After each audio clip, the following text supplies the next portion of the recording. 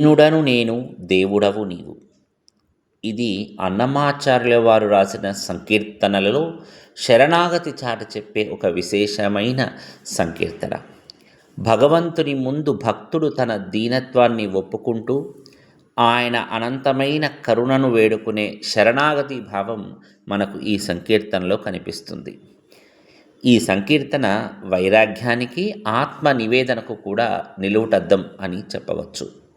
మనిషి తన అజ్ఞానాన్ని, బలహీనతలను భగవంతుని ముందు దాచుకోకుండా ఒప్పుకున్నప్పుడే నిజమైన భక్తి మొదలవుతుంది అని అన్నమాచార్యుల వారు ఈ సంకీర్తన ద్వారా మనకు తెలిపారు.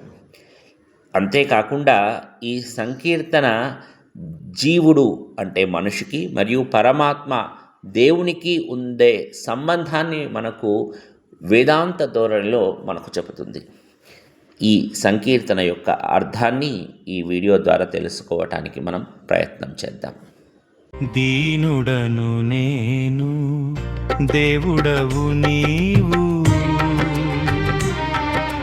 దీనుడను నేను, దేవుడవు నీవు. నీ నిజ రూపమే నెరపుటగాక.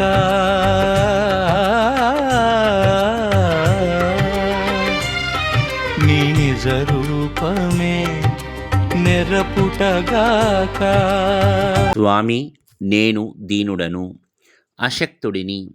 నీవు శక్తివంతుడివి, గొప్ప దైవానివి. నా అజ్ఞానాన్ని తొలగించి నీ నిజమైన స్వరూపాన్ని నాకు చూపించు. మనిషి తనను తాను చాలా గొప్పవాడిగా ఊహించుకుంటాడు.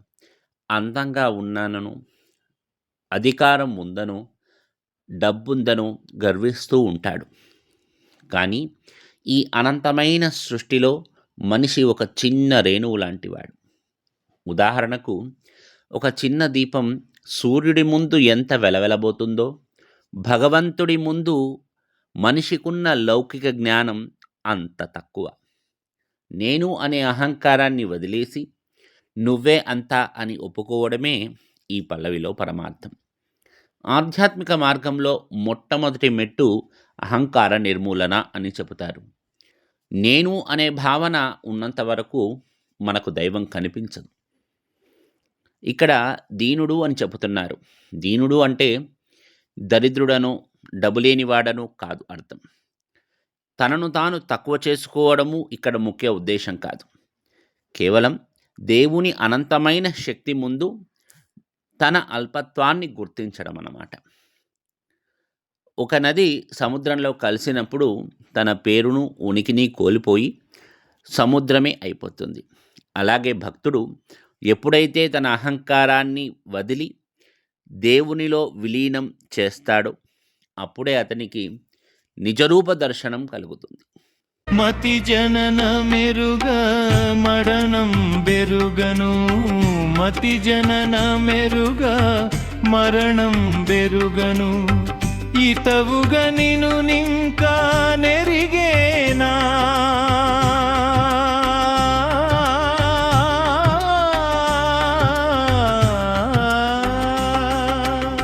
క్షితి బుట్టించిన శ్రీపతివి నీవు. క్షితి బుట్టించిన శ్రీపతివి నీవు. గతి నాపై దయదలతువుగాక. నాకు నా పుట్టుక వెనుక ఉన్న రహస్యం తెలియదు. మరణం తర్వాత ఏం జరుగుతుందో తెలియదు. ఈ రెండిటి మధ్య ఉన్న జీవితం కూడా ఒక అగాధమే. నా అల్పబుద్ధితో అనంతమైన శక్తి స్వరూపుడవైన నిన్ను ఎలా గ్రహించగలను? ఈ భూమికి కర్తవు, భర్తవు అయిన ఓ శ్రీనివాస, నా అజ్ఞానాన్ని మన్నించి నీవే దిక్కని నమ్మిన నన్ను కరుణతో రక్షించు. మొదటి చరణంలో అన్నమాచార్యుల వారు జనన మెరుగ మరణం బెరుగను అని అనడంలో ఒక గొప్ప వేదాంత సత్యం దాగి ఉంది. దీనినే ఆధ్యాత్మికంగా అవిద్య అంటారు. మనం ఎక్కడి నుండి వచ్చామో, ఎలా జన్మించామో, మళ్ళీ ఎక్కడికి వెళతామో మరణానంతరం తెలియని ఒక మాయాలోకంలో మనం బ్రతుకుతూ ఉన్నాము.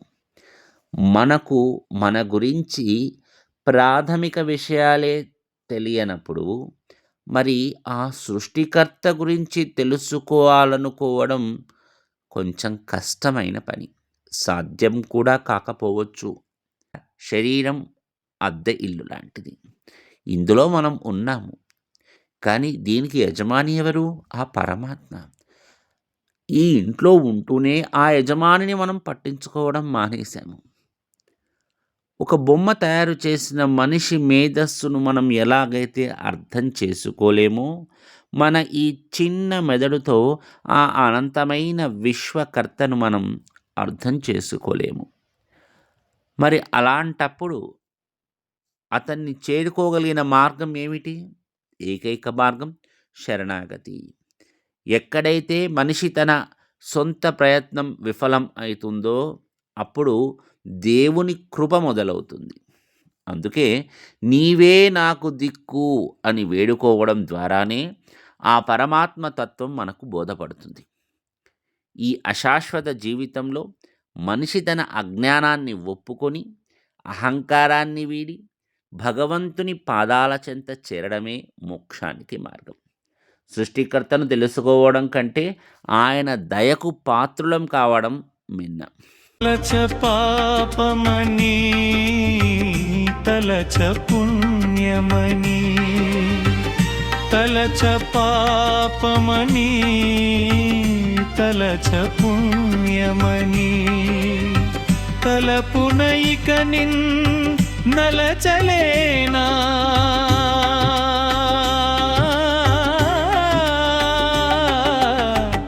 అలరిన నాలో అంతర్వ్యామివి కలుషమెడయననుగాతువుగాక. ఏది పాపమో ఏది పుణ్యమో ఆలోచించే విచక్షణ నాకు లేదు. అలాంటి స్థితిలో నిన్ను నేను ఎలా ధ్యానించగలను తండ్రి? నా లోపలే అంతర్యామిగా నీవు ఉన్నావు కదా.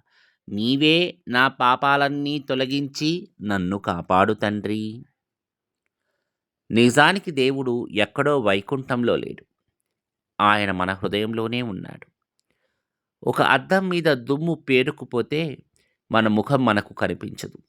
అలాగే మన మనసు మీద ఉన్న పాపం, అజ్ఞానం అనే దుమ్ము వల్ల మనలో ఉన్న దేవుడు మనకు కనిపించటం లేదు.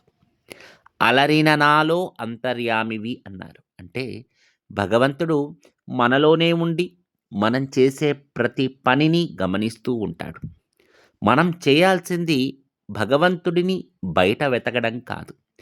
మనలోని మాలిన్యాన్ని వదిలించుకొని భగవంతుడిని మనం మనలోనే గుర్తించాలి. భగవంతుడు మనలో ఎలా ఉంటాడు మరి? దీనికి సమాధానంగా మనకు ప్రాచీన గ్రంథాలు కొన్ని ఉదాహరణలు చెప్పాయి. అందులో మొట్టమొదటిది పాలల్లో నెయ్యి. పాలల్లో నెయ్యి అంతటా ఉంటుంది. కానీ మనకు అది కనిపిస్తుందా? కనపడదు. పాలను మజ్జిగ చేసి అప్పుడు దాన్ని చిలికితే నెయ్యి బయటపడుతుంది.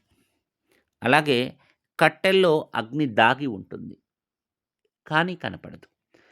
దాన్ని రాపిడి చేస్తే అప్పుడు అగ్ని బయటపడుతుంది.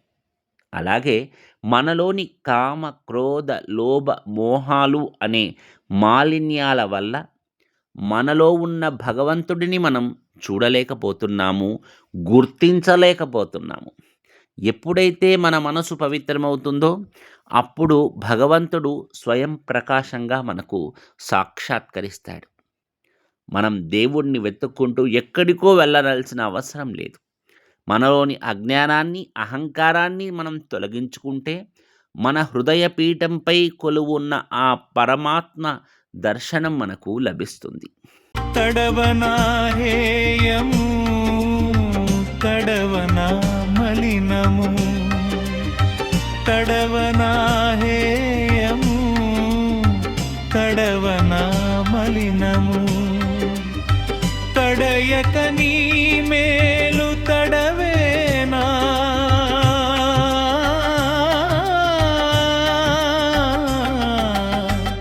విడువలేని శ్రీ వెంకటేశ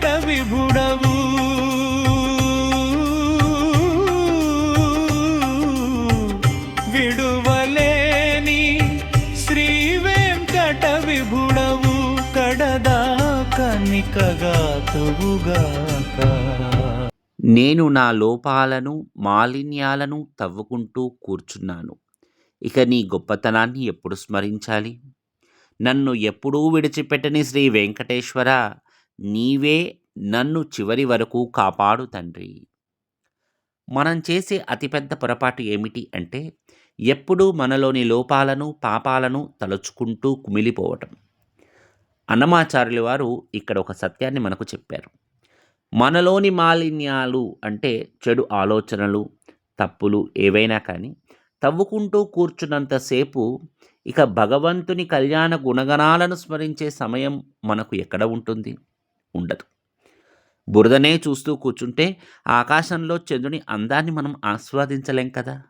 అలాగే మన తప్పుల గురించిన చింత భగవంతుని వైపు మనసు వెళ్ళకుండా అడ్డుపడుతూ ఉంది. ఉదాహరణకు, ఒక బిడ్డ బురదలో ఆడుకున్నాడు. శరీరమంతా బురదమయం అయిపోయింది. తల్లి వద్దకు వచ్చాడు. తల్లి ఆ బిడ్డను చూసి అసహించుకోదు.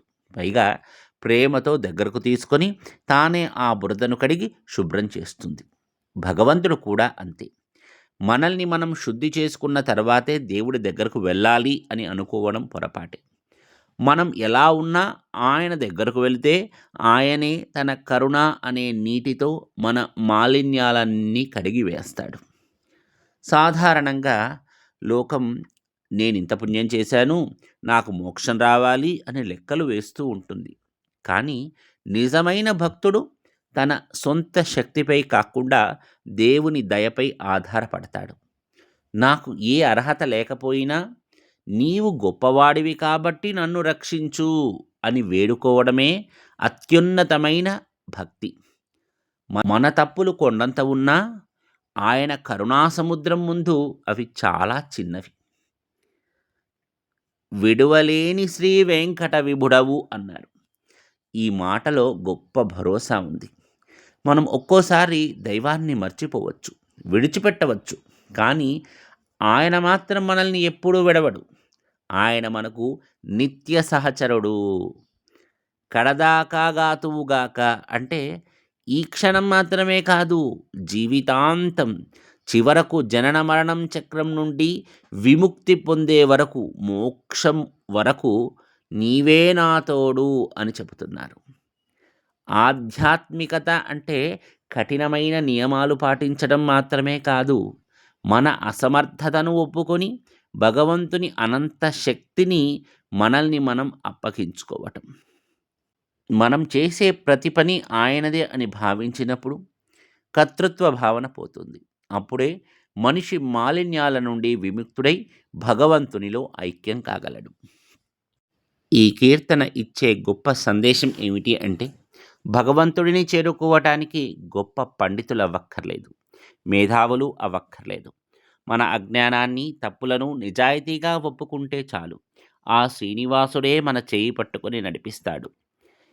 ఈ కీర్తన భక్తుడి ఆర్తిని, దేవుడి కరుణను కలిపే ఒక అద్భుతమైన వంతెన లాంటిది. ఆధ్యాత్మికంగా ఈ కీర్తన మనకు నేర్పేది వినయము మరియు నమ్మకము. మన లోపాలను చూసి మనం కుంగిపోనవసరం లేదు. మనలోని భగవంతుడిని నమ్మి ఆయనకు శరణాగతి చెబితే ఆయనే మనల్ని పవిత్రం చేసి దరిచేర్చుకుంటాడు.